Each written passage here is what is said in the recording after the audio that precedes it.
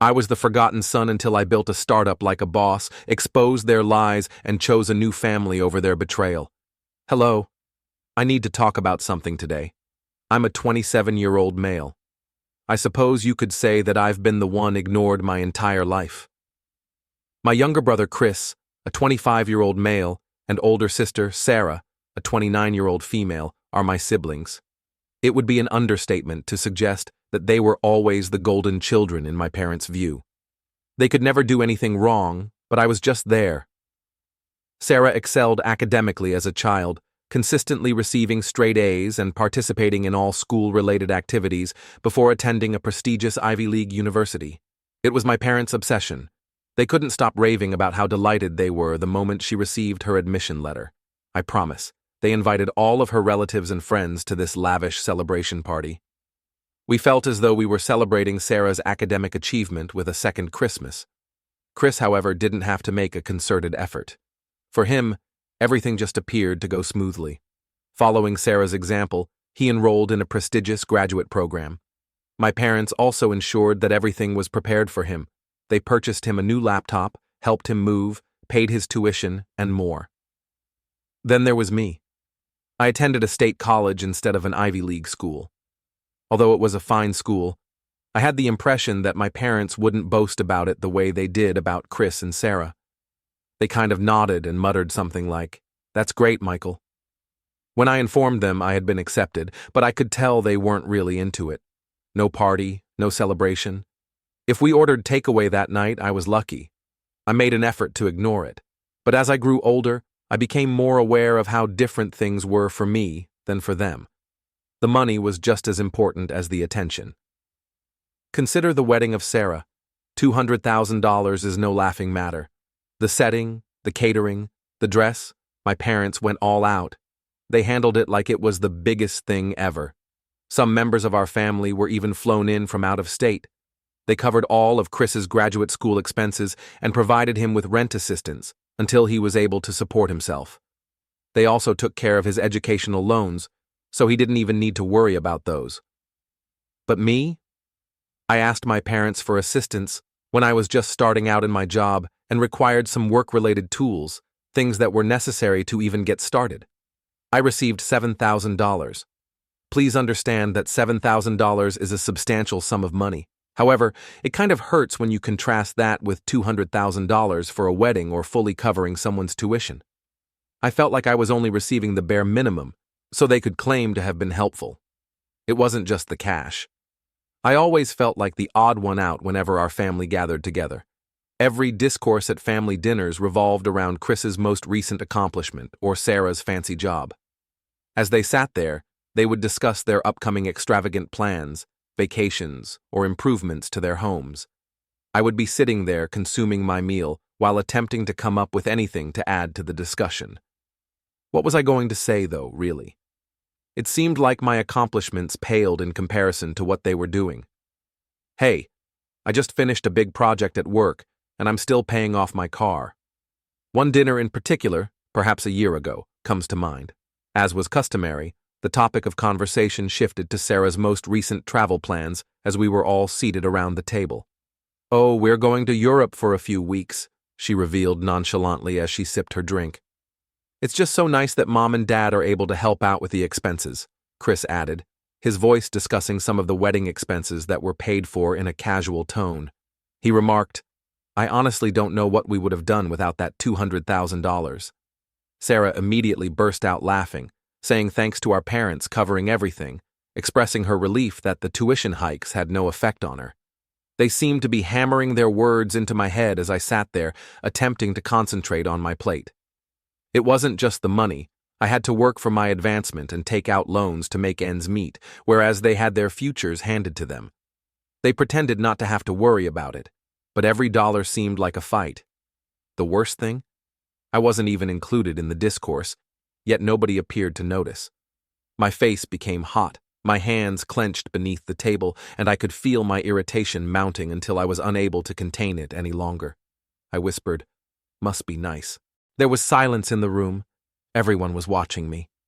It was Sarah who spoke first, with a confused and annoyed expression on her face, as if she couldn't even begin to comprehend why I was unhappy. She questioned, "What's that supposed to mean, Michael?" I inhaled deeply while attempting to remain composed, but everything spilled out quickly. "It means that not all of us get everything handed to us on a silver platter. Some of us actually have to work for what we need." They clearly didn't understand, as if it were no great issue.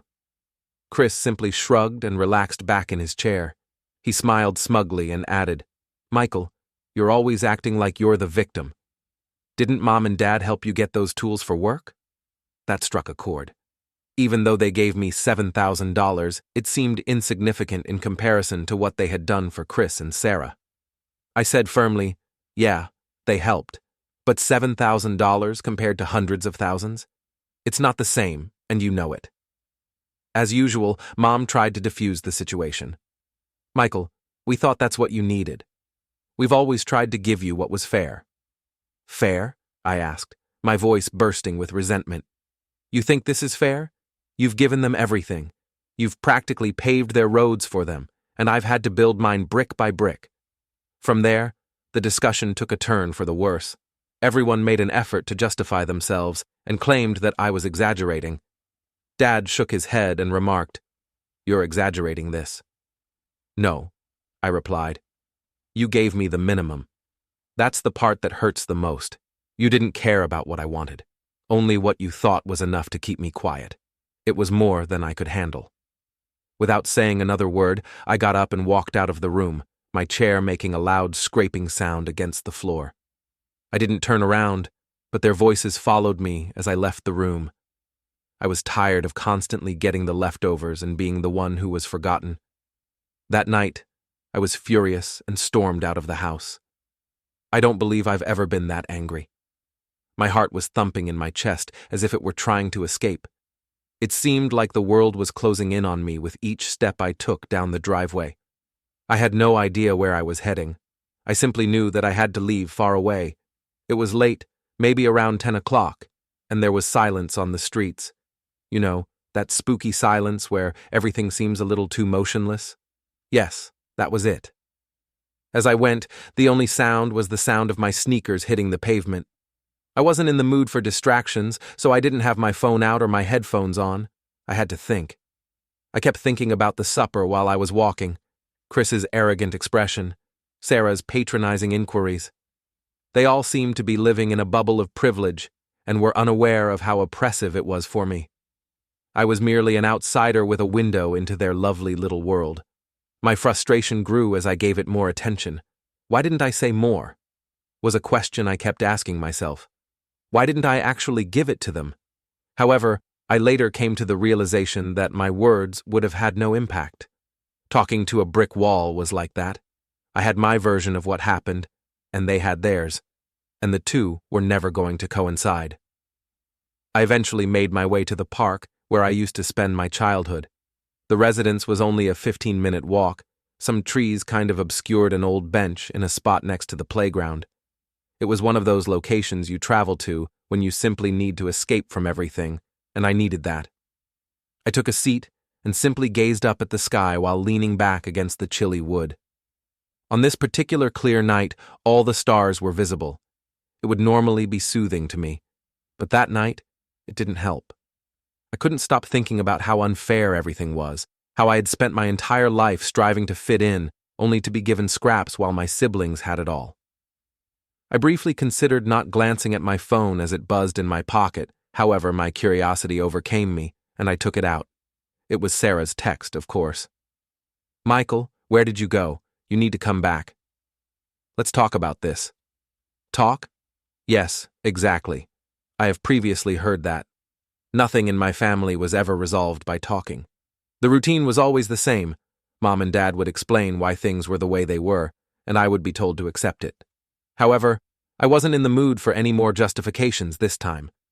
I stuffed my phone back in my pocket without answering the text. I began to mentally review everything as I sat there, including the years I had been ignored and the times I had felt like an afterthought. Even if I wasn't a flawless child, I still didn't deserve to be treated any less than the other kids. It wasn't truly about the money. It was about being appreciated and seen.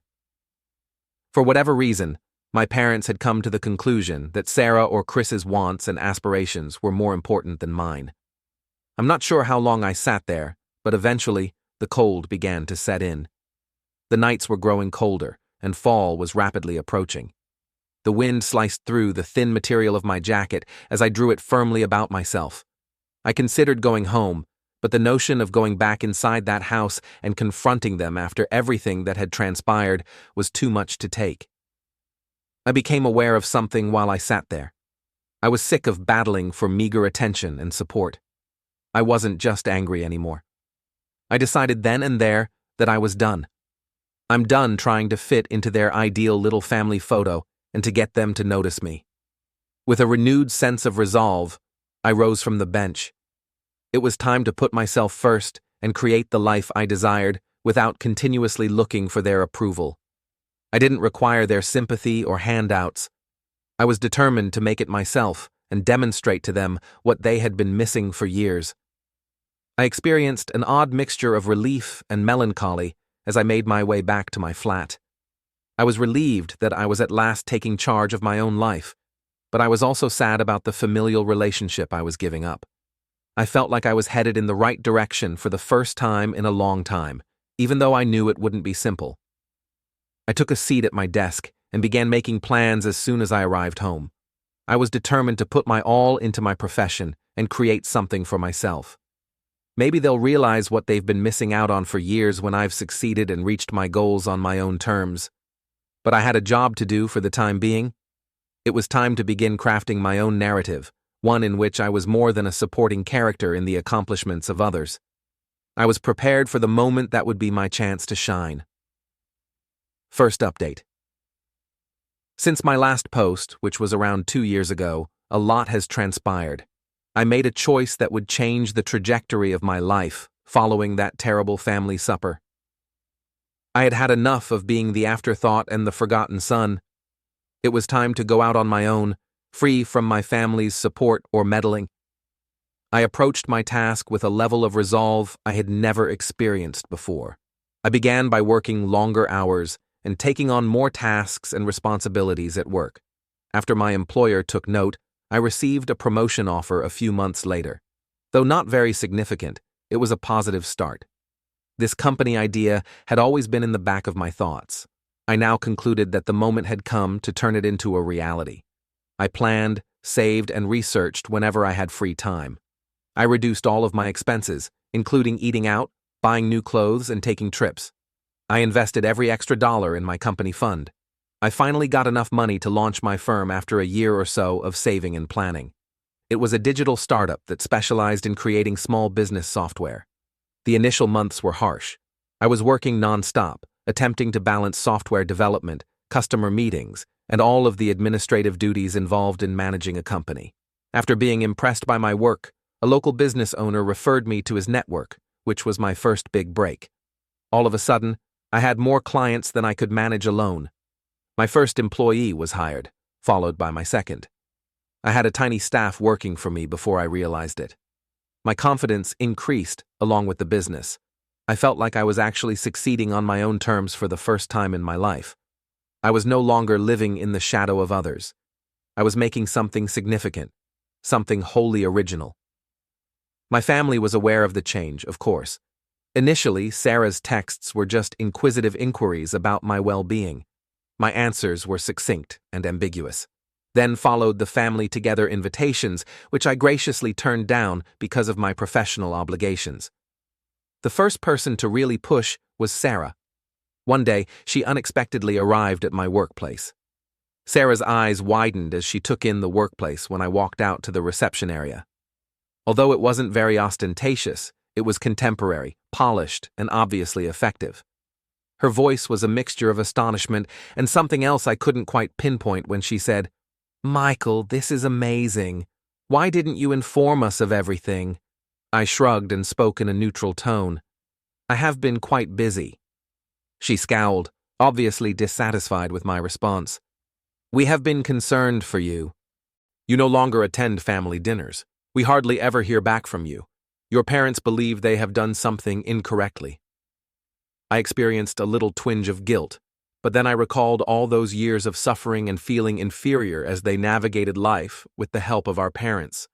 I said, "I'm doing fine, actually. It's better than fine." For a while, I simply had to concentrate on my own life.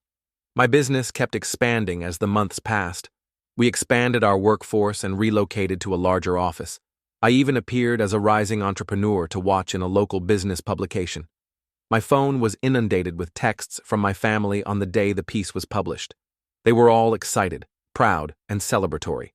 Alongside those emotions, though, I could feel their perplexity and perhaps even a hint of hurt that they were reading about my achievement in a magazine instead of directly from me. None of them received a response from me. A part of me felt grim satisfaction, and another part felt guilt. They were the ones on the outside looking in for a change. It was them who were pondering, inquiring, and attempting to comprehend. The next to get in touch was Chris. One evening, as I was leaving the office, he called. When I picked up, he said, "Hey, little brother, no talk for a long time. I read that article about your business. It was really amazing." I answered in a neutral tone. "Thanks. A lot of work has gone into this, but it's paying off." "Look," he went on, "we miss you, dude.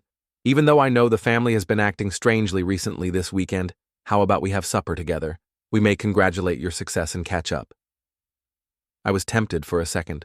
A part of me missed my family in spite of everything. I thought back to all those dinners, though, where I felt invisible. All the occasions when Chris or Sarah's accomplishments were highlighted above mine. I said, "Thank you for the invitation, but I have a lot of work to do right now, perhaps at a later day."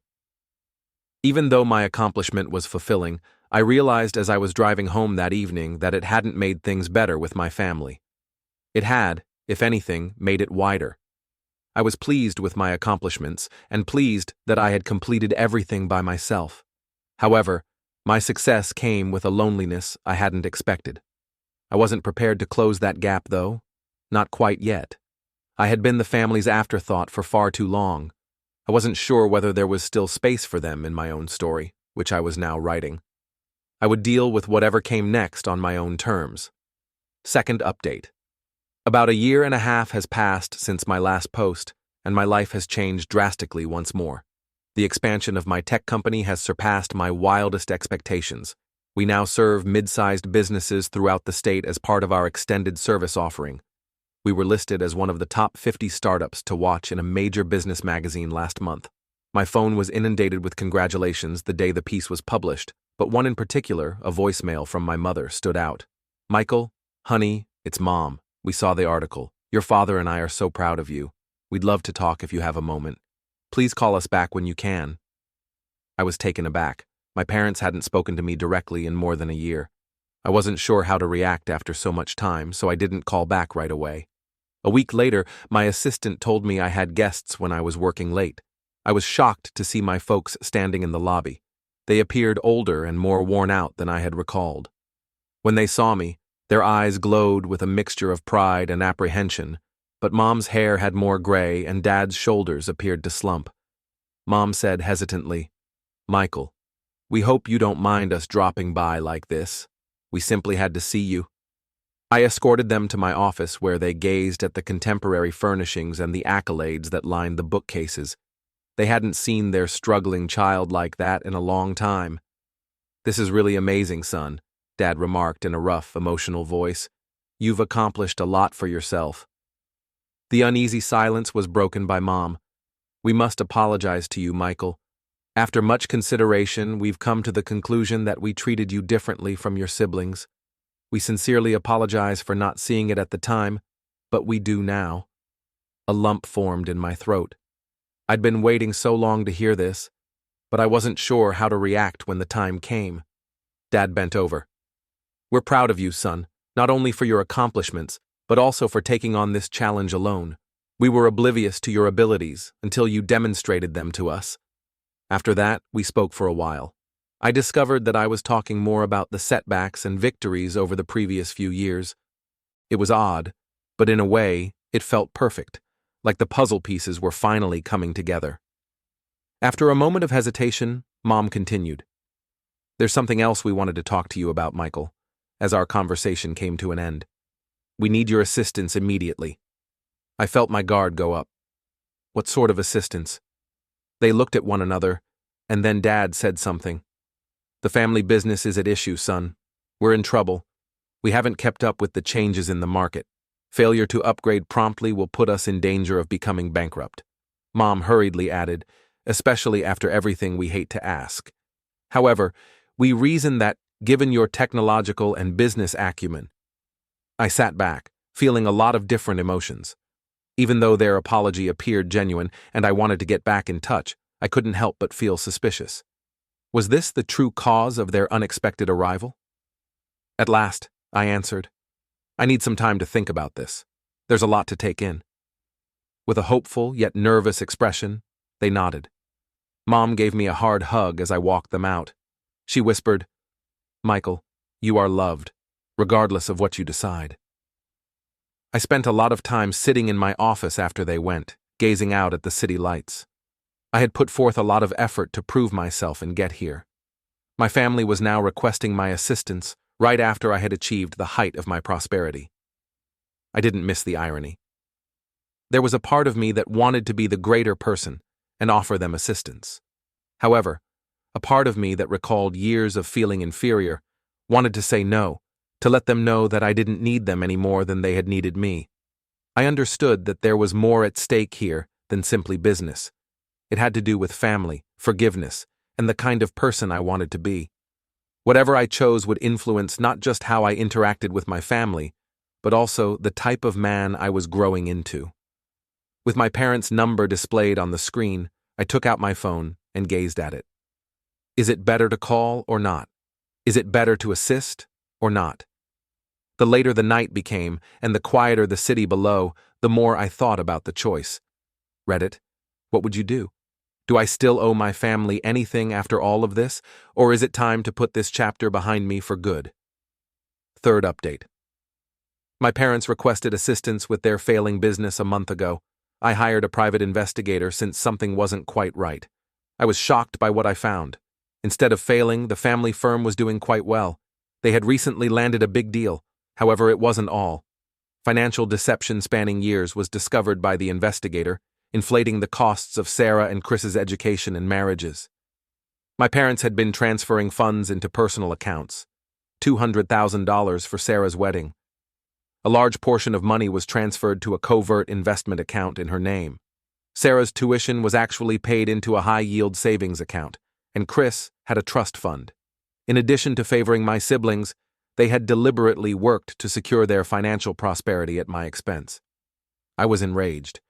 The deliberate choice to keep me out had been made during all those years of feeling inferior and struggling while my siblings navigated life.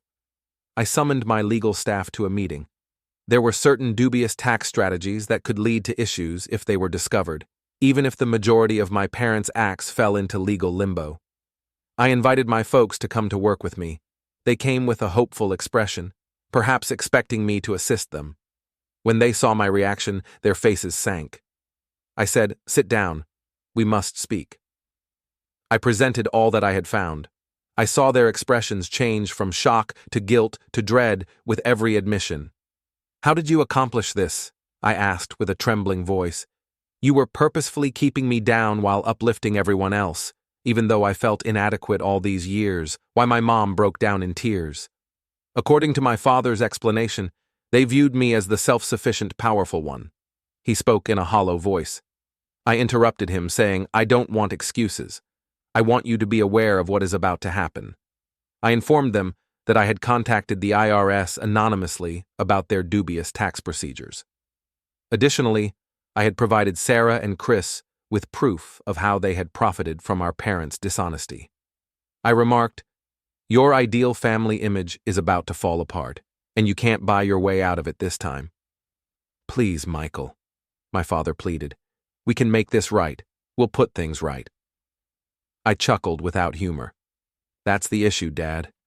You continue to believe that money can solve any problem. However, you cannot purchase my forgiveness. The years I spent feeling unworthy or irreplaceable, I got to my feet. Go now. Never again do I want to hear from any of you. I no longer consider myself to have a family." My mother glanced back, crying as they walked away.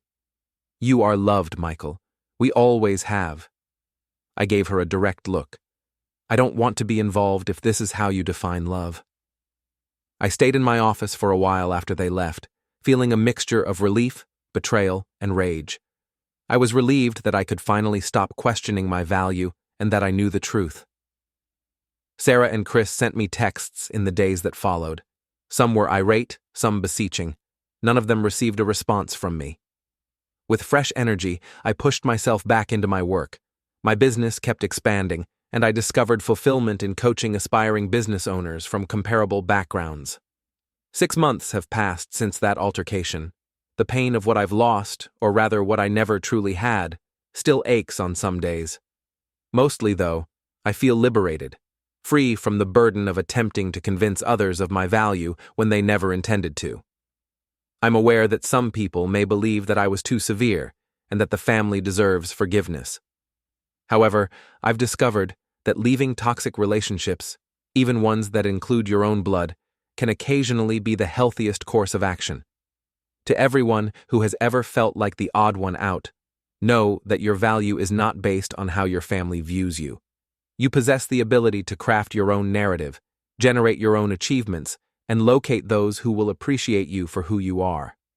For my part, I'm concentrating on creating my chosen family, which consists of friends and coworkers who encourage me, share in my accomplishments without feeling envious, and support me during difficult times without keeping score.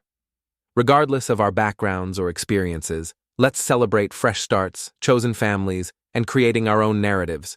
We have the power to influence the future, and I'm eager to see where that takes us. Thank you for watching. If you haven't subscribed yet, please do so and hit the notification bell to stay updated with more shocking real-life stories happening around you.